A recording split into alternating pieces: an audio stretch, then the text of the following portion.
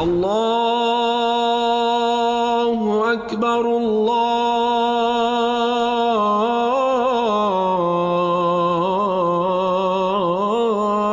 أكبر.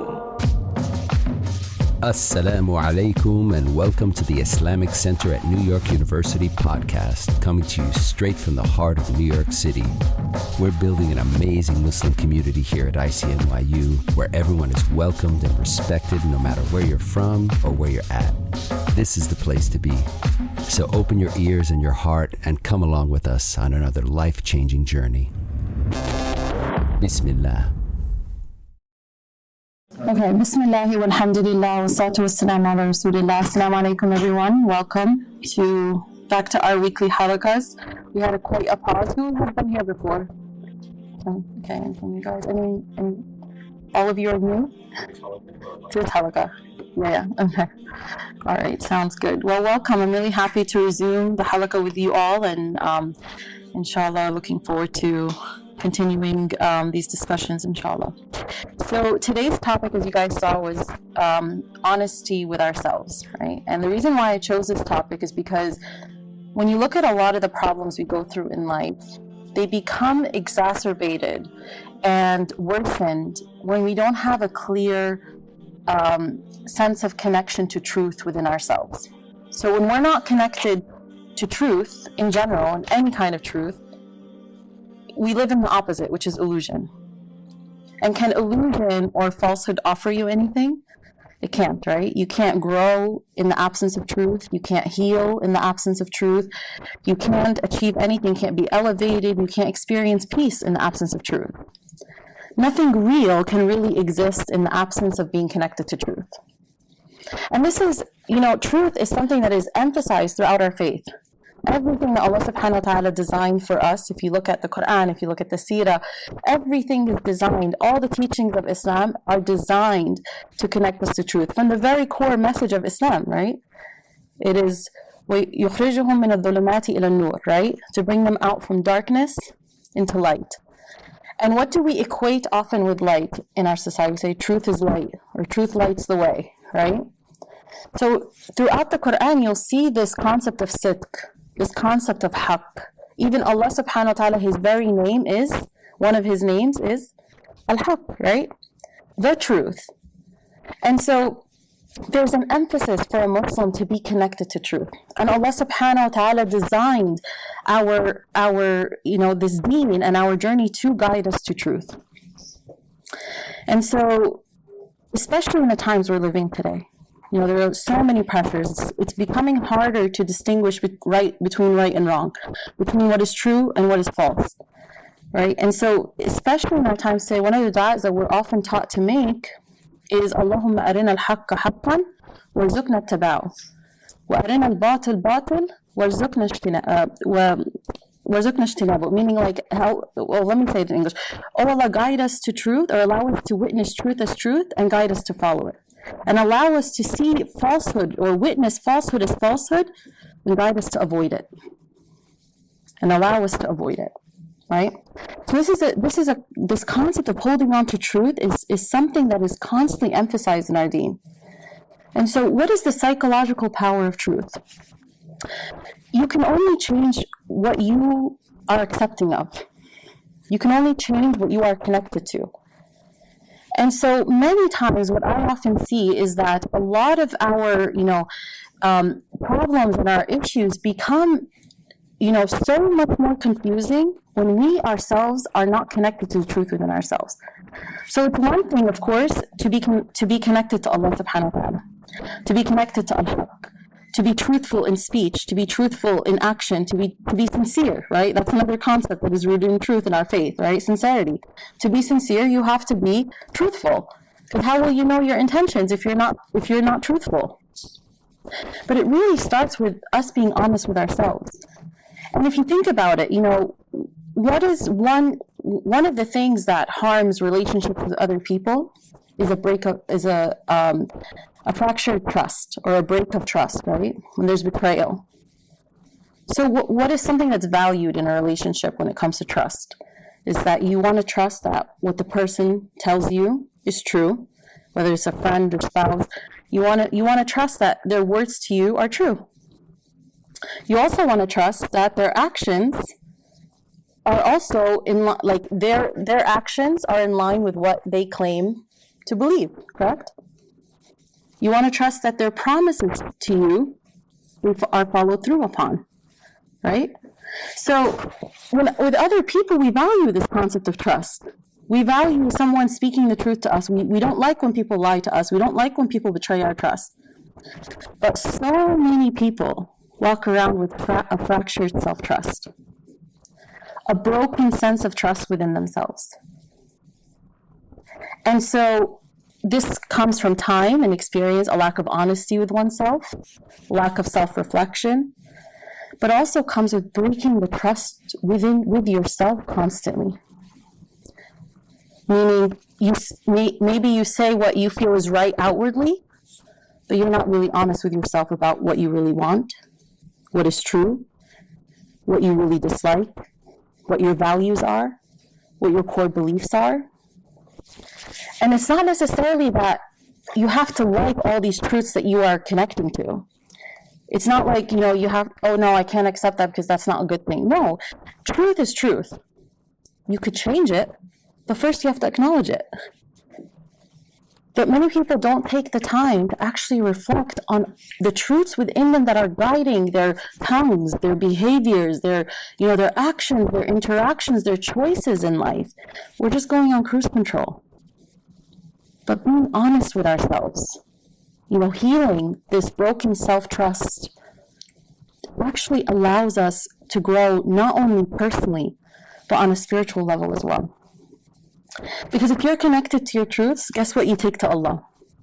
Truth. If you're connected to what you want and what you need and what you are trying to work on, guess what comes to life? Your dua. The way you interact with Allah subhanahu wa ta'ala. You become more self-accountable. You're more connected to what you're saying when you speak to Allah subhanahu wa ta'ala. When you make dua, especially when you make the guidance prayer, the istikhara dua. A lot of times, of course, it's okay to say it even when you're confused, but a lot of times people don't take the time to first assess, what is the truth of what I want? And then you take it to the next level and you say, Ya Allah, what you want is greater than what I want, right? And so what does this do when we are more connected to truth? It makes us more grounded. It makes us more present. It makes us more intentional, more sincere in speech. It makes us more aligned. What we do and what we say, there is no conflict there. And that's really what creates peace, right? It's when there is no inner conflict. Every time you speak something that is the opposite of what you actually do, that sends a message to your entire being. See, I believe the body is in a very, it's in the most truthful state. The body is in submission to Allah subhanahu wa ta'ala. Have you ever said something and you just felt it in your body that didn't feel good? Have you ever felt that? Or, when you maybe you're in the presence of somebody and they're saying all the right things and, everything's fine, but inside you're like, I don't know, I don't feel good. When you left that encounter. Even the body knows. They say the body has its own intelligence. Think about it. It's already every cell in your body is already in submission to Allah subhanahu wa ta'ala. Your heart beats because Allah allows it to. You don't wake up every morning and turn on a switch and say, beat now, start beating. No. The body is already in submission to Allah subhanahu wa ta'ala. It recognizes truth. And it recognizes when something is not right. You call that intuition. You call that, whatever you want. But there's something there, right? And so everything we do sends a message to our body. And our body and our mind and our inner world is constantly sending us messages as well. But we have to listen. And so every time you're not in alignment, what you do is not in alignment with what you say, or there's inner conflict, the body, you feel that. Your inner world feels that. And that's why peace can only be created in the presence of truth. When what you believe and what you claim to believe with your tongues is in harmony with what you actually do. And that's why they say, if you want to know the truth, look at what you're doing. If you want to know the truth of, your beliefs and your claim, like what you believe about yourself, look at what you're doing. For example, somebody oftentimes like self-sabotages, right? That's often rooted in a core belief of, I'm not worthy of achieving those things, or I'm not deserving of achieving those things. So that's like one example of how like our outward behaviors, there's just one reason why people self-sabotage, and it's not always the reason, but it goes back to what we think about ourselves and what we think about Allah subhanahu wa ta'ala, what we think about others, what we think about the world. So, and in the Quran, when we look at the verses about hypocrisy is the exact opposite of authenticity. Hypocrisy is the exact opposite of sidq.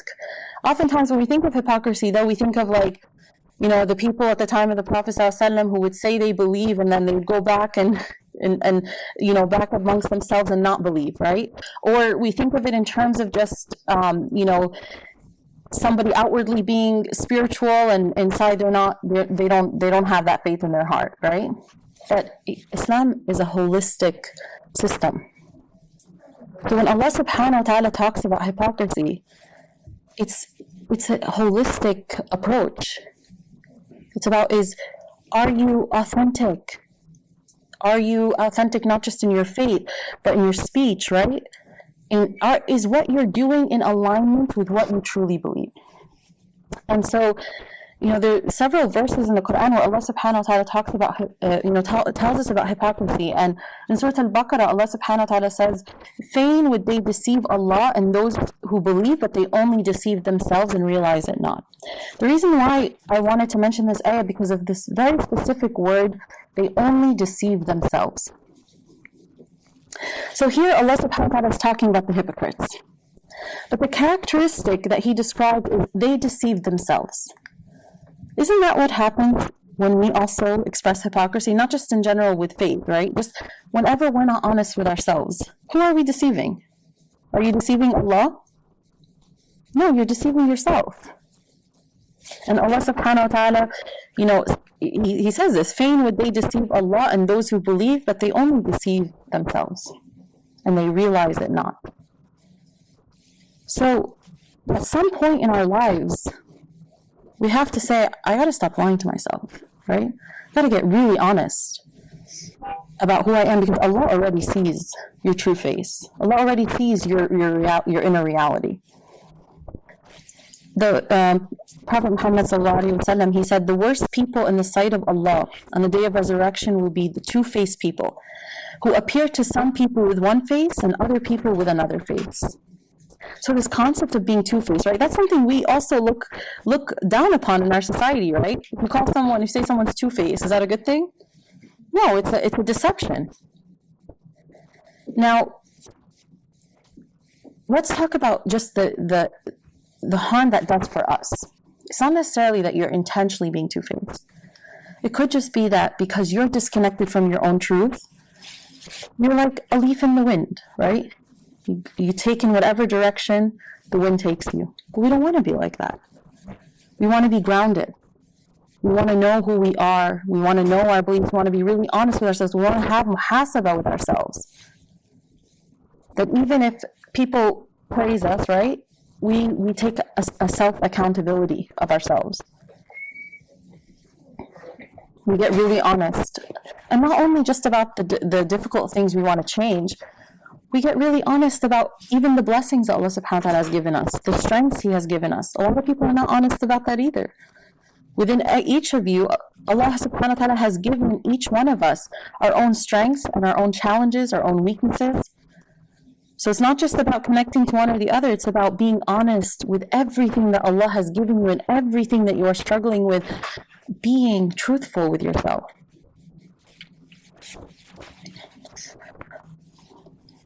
And so this is a path for a Muslim. This is a path of truth towards the al-haq, the truth, right? And embodying truth. And that's why we have, the Prophet Muhammad ﷺ said that seeking knowledge is an obligation upon every Muslim. Why?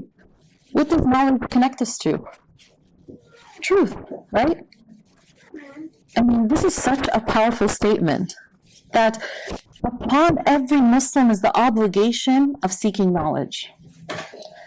In essence, of seeking truth, of seeking what is real, of seeking what is right, of seeking what helps you, what serves you, what elevates you, right? And so there's this emphasis in our faith on empowering ourselves and igniting this connection to truth. Because again, you can only grow in the presence of truth. And as a therapist, I can tell you that the therapy process of helping people change is really about facilitating a process where people can arrive at truth. So when people go through struggles and they come into the therapy room, right? It's not about a therapist telling their clients, oh, do this or do that. It's about connecting them to the truth in their life. So I look at like struggles or the process of healing or the process of change as coming in and taking a really truthful account of all the pieces in your life. And part of healing and part of growing and part of elevating yourself spiritually, mentally, emotionally is about looking at those pieces and getting really honest about why are they there? How do they serve me? And do I any longer need to carry them? And which ones I need to let go? It's the process of connecting to truth. And through that, you find out, you know what? I carried this piece for this reason. And now let's talk about how we can let that piece go. This piece does not serve me spiritually. This piece does not serve me mentally. This piece never belonged to me to begin with. I took on this piece because someone else told me to. But Allah never told me to. You start getting really clear on what is from you, what is from others, and what really Allah subhanahu wa ta'ala asked you to carry. This is the process of learning, but also unlearning. That's how powerful truth is. And that's exactly what Islam came to do. To guide people to truth. Because if we look at the seerah and we see the time of Prophet Muhammad ﷺ, what were the people living in that time? In illusion, right? In falsehood. Thinking that this is the way, this is the way, but it was an illusion. It wasn't serving them, it was harming them, because that's what happens when you are disconnected from truth. Have you ever had someone in your life who you feel like they're just going down the wrong path, and you see the truth, you see the harms of the things that they're doing to themselves, and you want to help them, but they don't see it. They're just like, no, this is the way, this is the only way, right? And you see how being in that falsehood, denying what is real and what is helpful and what is true is harming them. It's the same thing with ourselves. It's the same thing at the time of the Prophet ﷺ, amongst his people. They thought this is the way. No, this is the right way. I always compare this to being in the desert. And someone thinks that they see they're so thirsty, they're malnourished, they're craving, they want their thirst to be quenched. What happens to that person? They think they see, right, a body of water. What do we call that? A mirage. It's not real. But what happens when they think it's real? What does a person do? If you're thirsty, and you need water, and you think you see water, what are you going to do? You're going to start running to it, right? You're going to just tunnel vision. What's going to happen along the way? Are you going to become thirstier? Yes, because you're exerting energy. Are you going to become more tired? Yes. But at the end, will your thirst be quenched? No, because it was a false reality. It wasn't real. And so that's what happens to us in this dunya. And we're taught this. This is a disconnect from truth. No, that's real. That's what I want. That's what I need. Without really getting honest with yourself, right? And what do? You chase those things. You chase those things. And that's how we're taught about the dunya in Islam, right? You keep chasing it, you keep chasing it, you keep chasing all these things that are false, all these things that are illusions of what success is, of what, popularity is, of what, a good life is. And you keep chasing those things, you keep chasing those things, and you arrive thinking that you're going to get it finally. Your thirst is going to be quenched, your desires are going to be fulfilled, and you still feel empty. Does that not happen? This is the greatest issue of our time, especially with social media and all these ideas that we're constantly absorbing about what this, about a mirage. I'm going to be happy when I build this kind of lifestyle. I'm going to be happy when I attain this. I'm going to be happy when I look like that. I'm going to be happy when I, you have these ideas, but are they real? Are they really rooted in truth, in what's really going to bring you peace, happiness, sakina, groundedness? But we don't get honest with ourselves about those things. We say, that looks good. Okay, let's start running. Just like what? A person in a desert running after a mirage. But we have Islam. And that's why it's not a light gift when you understand how powerful truth is. So when you ask people and you say, what are you most grateful for? When you ask, some people, they'll say like, a lot of people, all the Muslims will say, alhamdulillah, Islam, right? But in their heart, they don't really feel it. They just know that that's what they're supposed to say. But then you ask other people who know the power of truth, who maybe experience the absence of it. Usually it's the people who experience the absence of it that know its weight the most. Throughout my life, I always loved speaking to people who converted to Islam because they allow me to see Islam through a fresh pair of eyes, right? And you see how Islam to them is not a mirage, it's the real oasis. It's what really quenched their thirst. And it's like an iman boost for me when I listen to these stories or when I talk to them, because they allow you to see, it reignites your connection to it, right? To your faith, and how powerful of a gift it is for Allah to give you truth.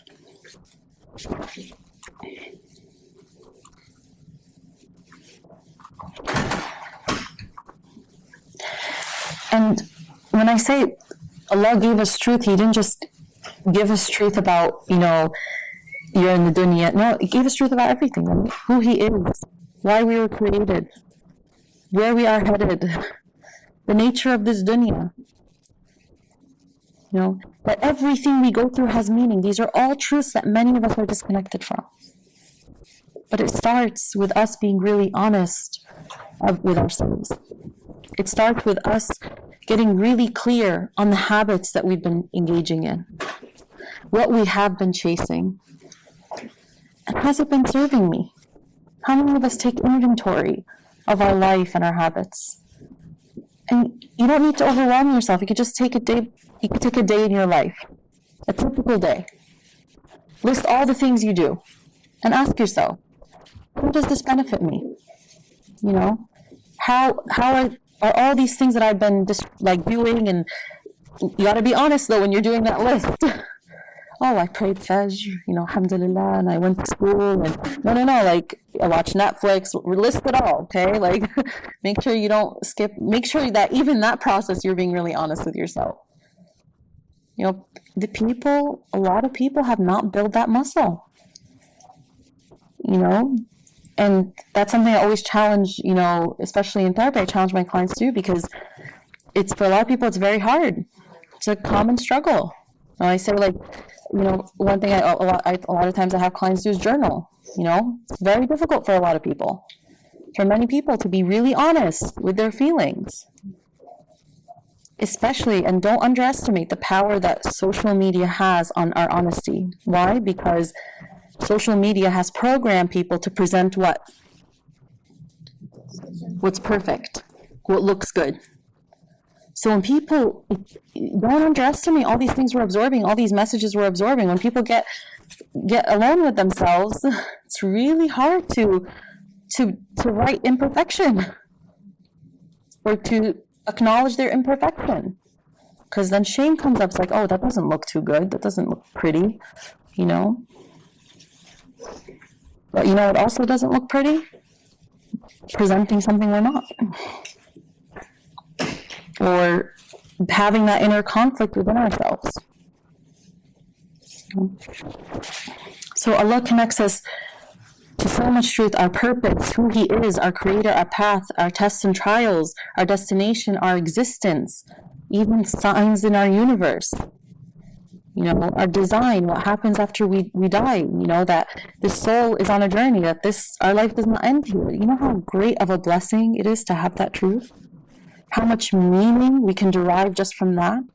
That everything we go through has meaning for us in a time and place that is most permanent, everlasting. Be aware, get really honest with yourselves, and get really clear on what's the overpowering voice within you. Is it the people? Is it society? Is it Allah? And if the answer is it's not Allah, at least you can first acknowledge that truth. Then you can actually work with something real. Then you can actually start building that foundation with Allah subhanahu wa ta'ala and say, you know, Ya Allah, I've been putting a lot of things, giving a lot of things a status that only you deserve. Giving a lot of things, you know, putting a lot of things on a pedestal that only you deserve. And Allah loves humility. Allah loves honesty. You know, think of it, you know, I always compare our relationship with Allah to a relationship a parent has with their child. If a child makes a mistake and comes to the parent and says, I didn't do it, and tries to present this perfect image, and the parent already knows, like, this child screwed up, right? What is he doing? And then just carrying on, pretending like they didn't do anything. Doesn't that aggravate the parent? But of course, Allah is not affected, you know, by us the way that a parent is, right? We can't, nothing we do hurts Allah. Like, it doesn't affect, it only hurts ourselves. But what if the child comes and says, you know what, I made a mistake. You know, I made a mistake. I've been messing up. And just they were honest. Oftentimes, what happens to the parent? They get so soft, right? They look at that child and, like, a lot of times they don't need to give a consequence. They're like, they already recognize what they did, right? That humility, that honesty, those pure good qualities that we want to embody. You know, Allah loves to see that. So don't think you're not fooling, as it said, the ayah, they only deceive themselves. But the opposite is also true. You only benefit yourself when you actually do live in truth. When you actually start, you know, having those moments alone with yourself and Allah subhanahu wa ta'ala and assessing yourself. You're only going to be stronger for it. You're only going to have a clearer vision for it. You're only going to have clear direction. You're only going to walk this earth feeling more grounded, more secure, because now you're rooting yourself in truth, but also in the creator of truth, al-haq. That's a great gift to have. And to continue making the dua for Allah to allow you to witness truth as truth, especially in our times today. You know, something doesn't become true just because it's popular. And something doesn't become true just because a lot of Muslims are embodying it or following it. No, truth is a gift. So, and it only can be seen by the heart. You can see something with your physical eye, and be like, okay, like it's popular, it's accepted, a lot of Muslims are jumping on board, you know. But the heart, no, this doesn't feel right. That's basira. This is basar, sight. This is basira, insight, or spiritual sight, right? That's what we want. That's the greatest gift we can have, is to be able to truly see with our hearts what is right, what is true, what is good for us, what served us, what harms us, right? And to be connected to al-haq.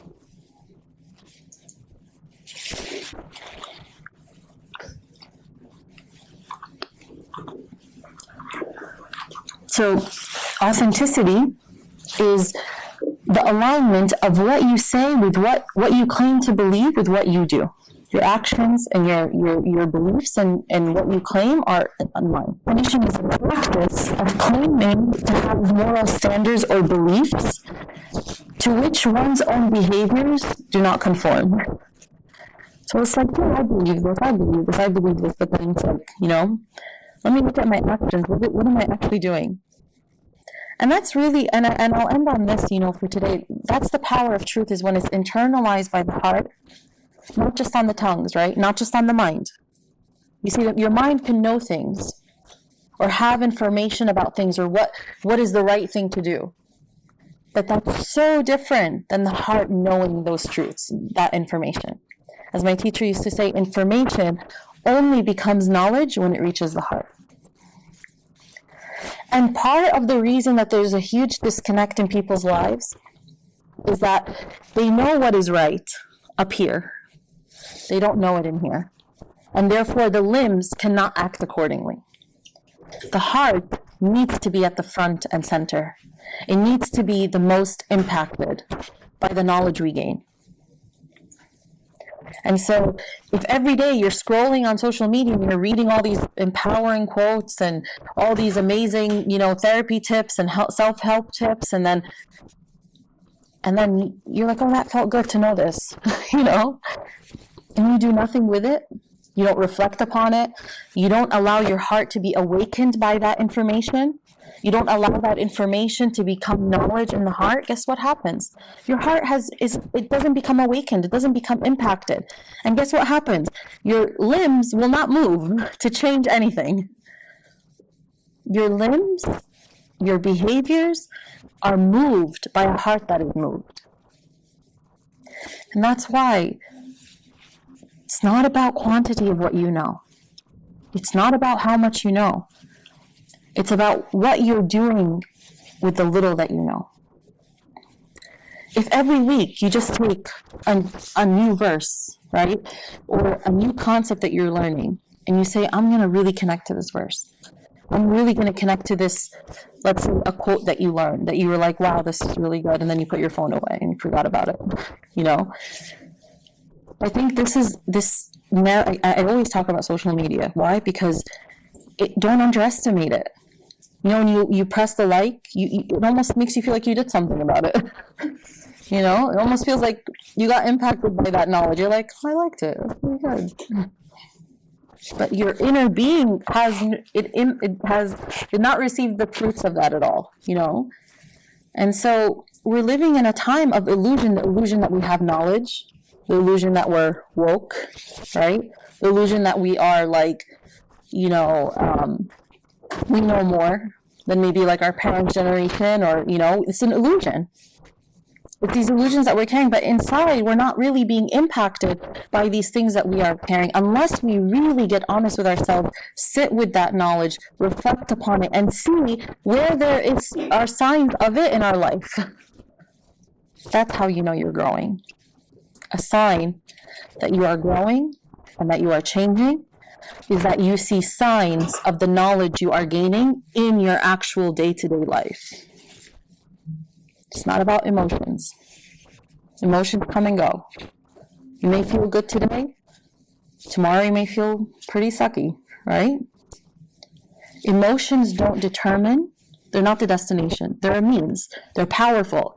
They're there to help us understand ourselves, understand our interactions, understand our world, right? But they don't determine the reality of what's happening. Meaning, you could feel pretty uncomfortable today, but you're actually on the path to growing, right? A lot of people feel uncomfortable on the path to healing, on the path to change, but they're actually growing.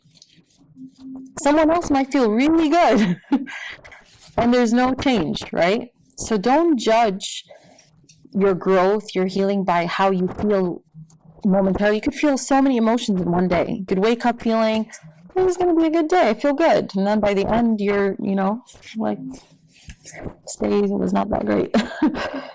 So we put a lot of emphasis on, okay, I'm feeling good, so my life is good. I'm feeling bad, my life is bad. No, look for the signs of your core beliefs, your core values, the beliefs you claim to have. Look for signs of it in your day-to-day. If you felt connected to knowledge or a piece of knowledge that you gained, start with this class. After this class, tonight, tomorrow, sit with something you learned and say, okay, I'm going to take this and I'm going to implement this today. Or I'm going to sit with it a little bit more, reflect about how I apply it in my own life. That's how you find yourself growing. That's how you find yourself transforming. You start with being really honest with yourself, and then you turn. You get really truthful with yourself, and then you turn. You take all of it to your destination, to Allah, to the one who has named himself the truth. And I'll end here and take questions. Allahumma salli ala Sayyidina Muhammad wa ala alihi wa sahbihi ajma'in. We hope you enjoyed our podcast. If you're inspired by the work that we're doing at the IC and want to help keep it going, subscribe to our podcasts, follow us on social media, donate to help support us at icnyu.org, and most importantly, keep us in your continued du'as. Until next time, inshallah. Assalamu alaikum.